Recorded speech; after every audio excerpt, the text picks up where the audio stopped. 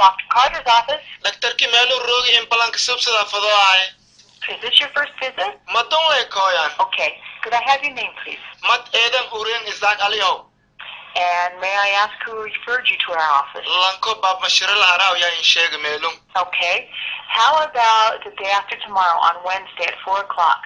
DhusunTa Durioite. Ana o Kurora Barafkunya Katarahi. DhusunTa Dhul bilaawe. Okay.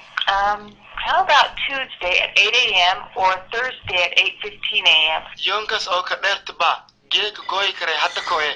No, I'm sorry. Ebe Irsula Kadarade. Dipkungane ya Dibier Bama. Okay.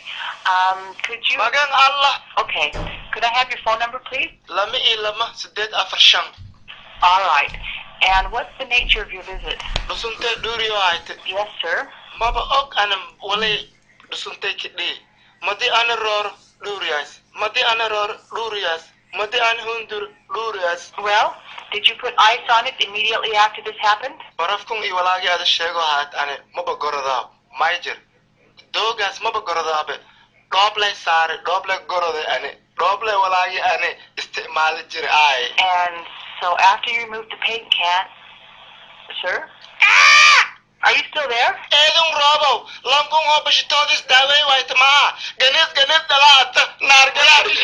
I don't think your case can wait.